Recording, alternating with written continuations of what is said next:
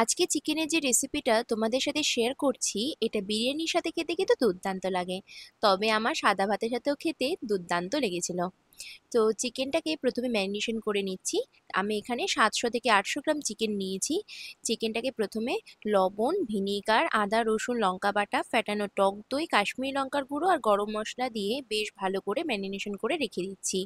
আর কমপক্ষে চিকেনটা ম্যারিনেশন করে 30 মিনিটের জন্য রাখবে। এর থেকে বেশি সময় ম্যারিনেশন করে রাখতে পারো, সেক্ষেত্রে কিন্তু চিকেনটা আরও বেশি জুসি হবে।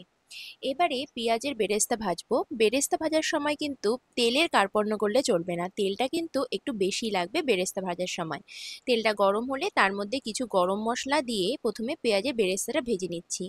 বেরেস্তা ভাজার সময় কিন্তু খুন্তিটা অনবরতই চালাতে হবে আর গ্যাসের ফ্লেম হাই রাখতে হবে। পেঁয়াজের কালার যখন এরকম ব্রাউন হয়ে আসবে, তখন তেল থেকে ছেঁকে নিয়ে এটাকে একটা প্লেটে তুলে রাখছি। বাকি পেঁয়াজের কালারটা কিন্তু বাকি গরম অবস্থাতেই চলে আসবে। তো পেঁয়াজটা খুব বেশি পুড়িয়ে ফেলবে না, সেক্ষেত্রে কিন্তু চিকেনের টেস্টটা কিন্তু তেতো চলে আসতে পারে। আর বাকি রান্নাটা আমরা এই তেলেই করব, কারণ এই তেলটা কিন্তু খুবই ফ্লেভারফুল।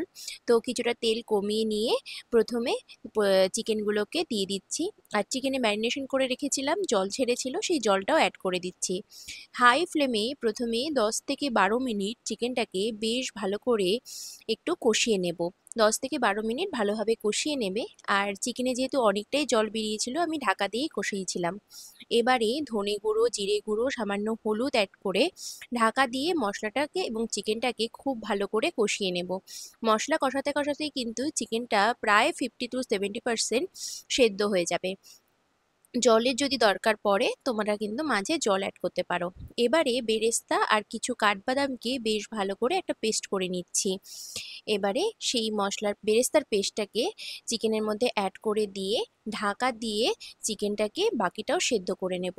যেহেতু চিকেনে দেখতেই পাচ্ছ অনেকটাই জল ছেড়েছে, তো আলাদা করে চিকেনটা সেদ্ধ করার জন্য আমাকে জলের ব্যবহার করতে হয়নি। চিকেনের জলেই কিন্তু চিকেনটা প্রায় সেদ্ধ হয়ে গিয়েছিল, বলতে গেলে পুরোপুরি সেদ্ধ হয়ে গিয়েছিল। কালারটা কিন্তু দুর্দান্ত এসেছে।